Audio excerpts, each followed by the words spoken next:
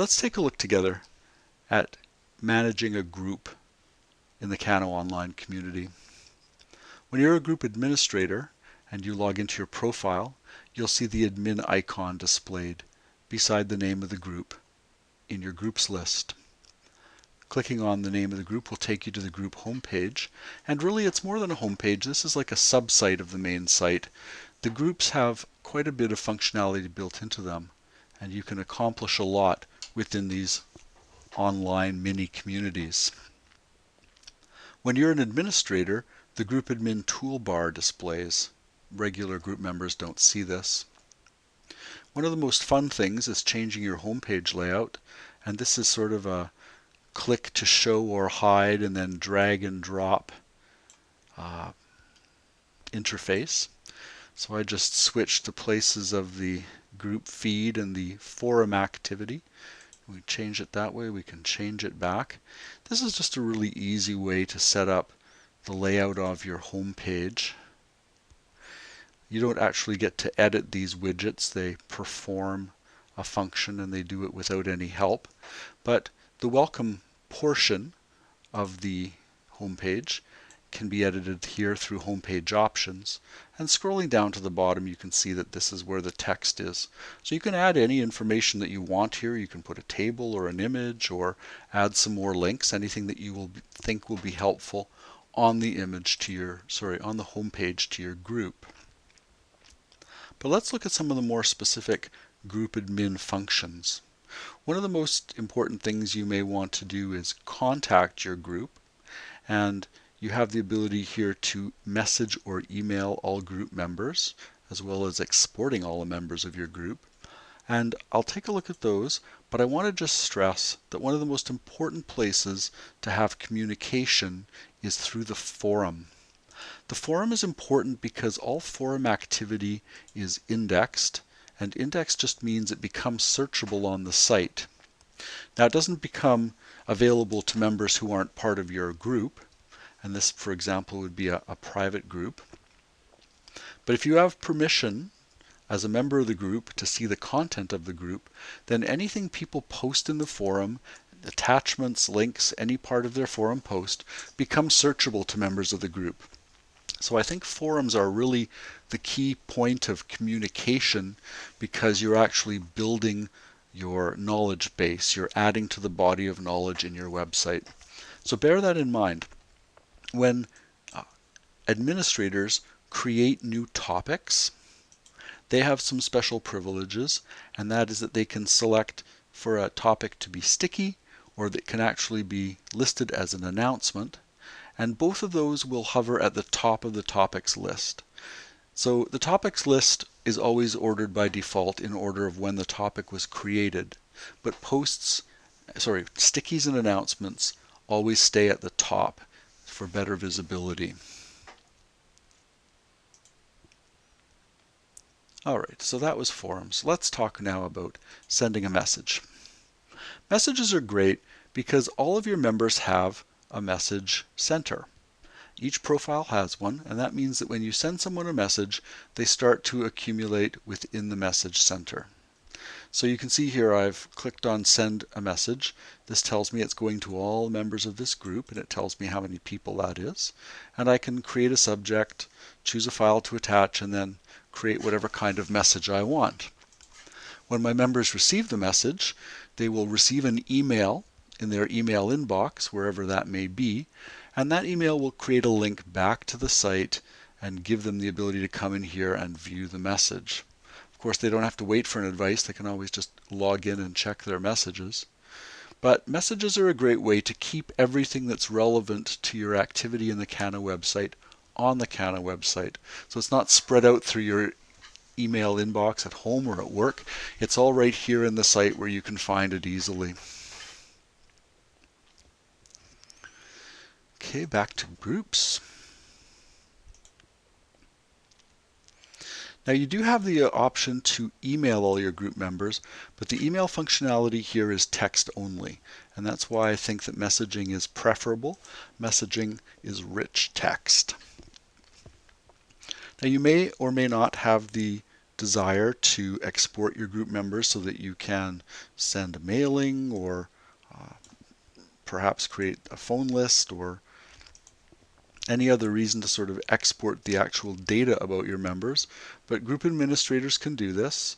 You can very easily just click on the export members link, and that will take care of giving you a list of all your members. View current members is the place where you add or remove people from your group. And perhaps someone has finished their term with your group. Whatever reason there is, you can always remove someone who's a member of the group. So below 7 records found, these are the current members of the group, and clicking on the remove from group link will remove that person from your group. If you'd like to add someone to the group, just use the search functionality at above. I would usually click on entire community to search the whole Kano database, and you can input a first name or a last name or both. And then when people come up, you can elect to add them to your group.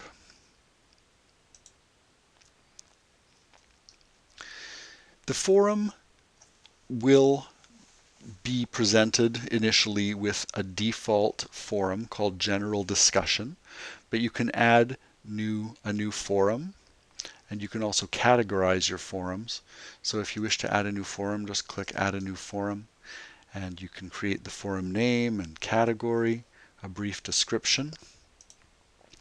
And then, under Forums, you would see another forum here listed. So General Discussion is a forum, and if you wanted to create, clinical discussion or, technology discussion, those would list here as well. To manage the calendar, you can create dates or events. Dates are just simple items that appear in the calendar. You can see there aren't very many fields. It's just the name of the occasion and a short description with some date information. Whereas adding an event is significantly more robust. You can add a lot more information about your event, and you can even enable registration for your event. You can allow people to sign up for the event. Perhaps you're having an outing, or perhaps it's an in-person meeting. If you want to collect information from people, you can do that here. And all of this is logged in your group calendar. And when people view the group calendar, they are actually able to click on a link to add it to their personal calendar. They're also able to view it, whether it's at a daily view or a month-wise view, and it's just really a great place to manage the activity of your group if your group has a lot of activity. And then the last area of functionality revolves around custom pages. Custom pages are all automatically accessible through the Group Pages link at the top here. This is a little drop-down menu. And here I'm going to show you 2 custom pages that we've created. This custom page is not a very big or exciting page, but we're using it as a menu. And when you click on 2013 Documents, it takes us directly into a file library. It's currently empty, but members can add documents here to share with the community just by clicking on Add a File, and then they have the ability to give it a friendly name, to upload it, and help contribute to a file library that is part of this particular group. Now you can create any sort of number of custom pages. When you click on custom pages, you can see the custom pages that exist here already. And to add a new custom page, you just click Add a Custom Page, and then you're able to fill out a few configuration items and then add the content to the page. Now, custom pages may require a little bit of assistance, and you can always let us know at head office if you're interested in creating some custom pages for your group. But I think it's really important to understand that what you see here is really just sort of a home page and some links to functionality. We can create as many custom pages with you as you want, and we can help you create a menu or you can put a link here to a menu. This particular link to the file library leads to exactly the same place as this link to the file library. It's just a little more visible. So if you have ideas about resources that need to be part of your group, please let us know and we'd be happy to help you with them. The resource manager is something that you won't use very often, but you are able to upload files here, and then the uploaded files can be deployed on places like custom pages. So if you're creating a custom page and you want to insert an image into it, the place where the website sends you to look for that image is in your resource manager. So these aren't images that are available to the rest of your group at large. It's a sort of a bank of images or PDFs or anything at all that may be used when you create a custom page.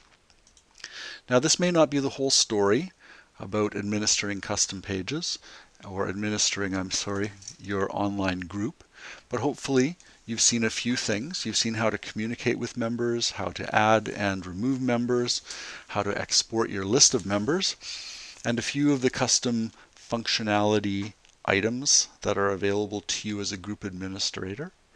And my long-standing and always open invitation to reach out to Canada Head Office and let us assist you with making your group website as useful and successful as it can be.